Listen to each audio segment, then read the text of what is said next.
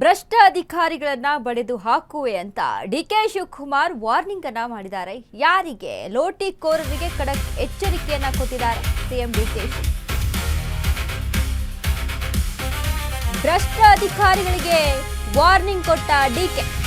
ಲೂಟಿಕೋರರಿಗೆ ಖಡಕ್ ಎಚ್ಚರಿಕೆಯನ್ನ ಕೊಟ್ಟಿದ್ದಾರೆ ಡಿಕೆ ಶಿವಕುಮಾರ್. ಭ್ರಷ್ಟಾಚಾರ ವಿಚಾರದಲ್ಲಿ ಯಾವುದೇ ರಾಜಿ ಮಾತೇ ಇಲ್ಲ ಅಂತ ಹೇಳಿದ್ದಾರೆ. ಡಬಲ್ ನಕಲಿ ಬಿಲ್ ಮಾಡುವವರನ್ನ ಬಡಿದು ಹಾಕುವೆ. ನಕಲಿ ಬಿಲ್ಗಳಿಗೆ ಅವಕಾಶವಿಲ್ಲ. ದಾಖಲೆ ತಿದ್ದುವುದಕ್ಕೂ ಬ್ರೇಕ್. ಅಧಿಕಾರ ಸಿಂಹಾಸನವಲ್ಲ, ಜನಸೇವೆ ಮಾಡುವ ಅವಕಾಶ. ಅಧಿಕಾರಿಗಳು ಆತ್ಮಸಾಕ್ಷಿಗೆ ಒಪ್ಪುವಂತೆ ಕೆಲಸ ಮಾಡಿ. ಯಾರ ಒತ್ತಡಕ್ಕೂ ಮಣಿಯದೆ ಅಧಿಕಾರಿಗಳು ಕೆಲಸ ಮಾಡಬೇಕು. ಸರ್ಕಾರಿ ಅಧಿಕಾರಿಗಳಿಗೆ ಮುಖ್ಯಮಂತ್ರಿ ಡಿಕೆಶಿ ಸೂಚನೆಯನ್ನ ಕೊಟ್ಟಿದ್ದಾರೆ. ನಮ್ಮಲ್ಲಿ ಡಬಲ್ ಬಿಲ್ ಮಾಡುವ ಕೆಲಸ ಮಾಡುತ್ತಿದ್ದಾರೆ. ನಾನು ಅಂತವರನ್ನ ಬಡೆದು ಹಾಕುತ್ತೇನೆ ಅಂತ ಖಡಕ್ ಡಿಚ್ಚಿಯನ್ನ ಕೊಟ್ಟಿದ್ದಾರೆ ಡಿಕೆ. ಜನರ ಸಂಕಷ್ಟಕ್ಕೆ ಕಾನೂನು ಚೌಕಟ್ಟಿನಲ್ಲಿ ನೆರವು ನೀಡಿ, ಕೇಂದ್ರ ಸ್ಥಳದಲ್ಲೇ ಕುಳಿತುಕೊಳ್ಳದೆ ಕ್ಷೇತ್ರಗಳಿಗೆ ಭೇಟಿ ನೀಡಿ, ಮೊದಲ 3ನೇ ಶನಿವಾರ ತಾಲೂಕಿಗೆ ತೆರಳಿ ಪ್ರಜಾ ಸೇವೆಯನ್ನ ಮಾಡಿ, ಶಾಸಕರು ಹೋಬಳಿ ಮಟ್ಟದ ಜನರ ಸಮಸ್ಯೆಯನ್ನ ಆಲಿಸಿ, ಸಚಿವರು ಶಾಸಕರಿಗೆ ಡಿಕೆಶಿ ಖಡಕ್ ವಾರ್ನನ್ನ ಕೊಟ್ಟಿದ್ದಾರೆ. ಸುಮ್ಮನೆ ಆಫೀಸಲ್ಲಿ ಕೂತ್ಕೊಂಡು ಖಾಲಿ ಹರಟೆಯನ್ನ ಹೊಡೆಯುವಂತಿಲ್ಲ. ಕ್ಷೇತ್ರಗಳಿಗೆ ಹೋಗಿ ಅಲ್ಲಿ ಏನು ಜನರ ಸಮಸ್ಯೆ ಇದೆ ಅದನ್ನ ಆಲಿಸಬೇಕು. ಇನ್ನು ಭ್ರಷ್ಟಾಚಾರ, ಡಬಲ್ ಬಿಲ್, ನಕಲಿ ಬಿಲ್ಗೆ ಬ್ರೇಕ್ ಅನ್ನ ಹಾಕಿದ್ದಾರೆ. ಅಂದ್ರೆ ಯಾರು ಕೂಡ ಈ ರೀತಿಯಾಗಿ ಮಾಡುವಂತಿಲ್ಲ.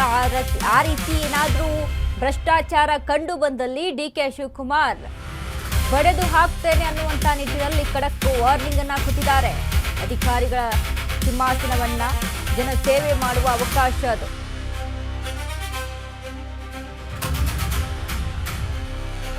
ಯಾರ ಒತ್ತಡಕ್ಕೂ ಮಣಿಯದೆ ಅಧಿಕಾರಿಗಳು ಕೆಲಸ ಮಾಡಿ ಅಂತ ಡಿಕೆ ಶಿವಕುಮಾರ್ ಹೇಳ್ತಾ ಇದ್ದಾರೆ. ಆಗ್ಬೇಕು, ಈ ರೀತಿ ಆಕ್ಚುಲಿ ಆಗ್ಬೇಕು. ಬಟ್ ಡಿಕೆ ಶಿವಕುಮಾರ್ ಅವರು ಕೂಡ ಹೇಳಿದ್ದಾರೆ, ಇದನ್ನ ಅಧಿಕಾರಿಗಳು ಎಷ್ಟು ಮಟ್ಟಿಗೆ ಫಾಲೋ ಮಾಡ್ತಾರೆ. ಒಂದು ವೇಳೆ ಇದೇ ಕಂಡು ಬಂದಲ್ಲಿ ಹೇಳಿದಂತ ರೀತಿಯಲ್ಲೇ ಇವರು ಆಕ್ಷನ್ ಅನ್ನ ತೆಗೆದುಕೊಳ್ತಾರ ಡಿಕೆ ಶಿವಕುಮಾರ್.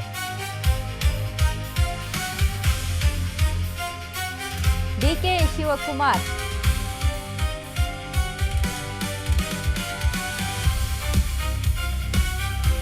ಮೊದಲನೆಯ 3ನೇ ಶನಿವಾರ ಅಂದ್ರೆ ಮಂತ್ ಅಲ್ಲಿ 3rd ಸ್ಯಾಟರ್ಡೆ ಬರುತ್ತಲ್ಲ, 3rd ಸ್ಯಾಟರ್ಡೆಯಲ್ಲಿ ಕ್ಷೇತ್ರಗಳಿಗೆ ಹೋಗಿ ಕ್ಷೇತ್ರಗಳಲ್ಲಿ ಏನೇನು ಸಮಸ್ಯೆ ಇದೆ, ಆಯಾ ಕ್ಷೇತ್ರದಲ್ಲಿ ಜನ ಏನನ್ನ ಸಮಸ್ಯೆಯಲ್ಲಿ ಅನುಭವಿಸ್ತಾ ಇದ್ದಾರೆ, ಸೊ ಅದಕ್ಕೆ ಯಾವ ರೀತಿಯಾಗಿ ಆಕ್ಷನ್ ತೆಗೆದುಕೊಳ್ಬೇಕು, ಜನಗಳಿಗೆ ಏನ್ ಅವಶ್ಯಕತೆ ಇದೆ, ಇದೆಲ್ಲದರ ಬಗ್ಗೆ ಕೂಡ ಅಲ್ಲಿ ಹೋಗಿ ವೀಕ್ಷಣೆ ಮಾಡಬೇಕು.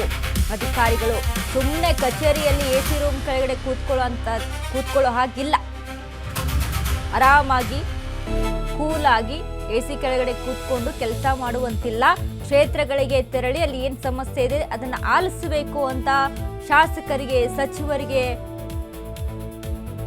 ಖಡಕ್ ಸೂಚನೆಯನ್ನ ಕೊಟ್ಟಿದ್ದಾರೆ ಡಿಕೆ ಶಿವಕುಮಾರ್. ನಿಜಕ್ಕೂ ಇದು ಆಗಬೇಕು. ಯಾಕಂದ್ರೆ ಕೆಲವು ಆ ಕ್ಷೇತ್ರದ ನಾಯಕ ಯಾರು ಇರ್ತಾರಲ್ವಾ, ಆ ನಾಯಕನಿಗೆ ಯಾವ ಕ್ಷೇತ್ರದಲ್ಲಿ ಯಾವ ಏರಿಯಾದಲ್ಲಿ ಏನ್ ಸಮಸ್ಯೆ ಇದೆ, ಜನ ನಿಜಕ್ಕೂ ಏನ್ ಸಮಸ್ಯೆಯನ್ನ ಅನುಭವಿಸ್ತಾ ಇದ್ದಾರೆ ಅನ್ನೋದು ಗೊತ್ತಿರೋದಿಲ್ಲ.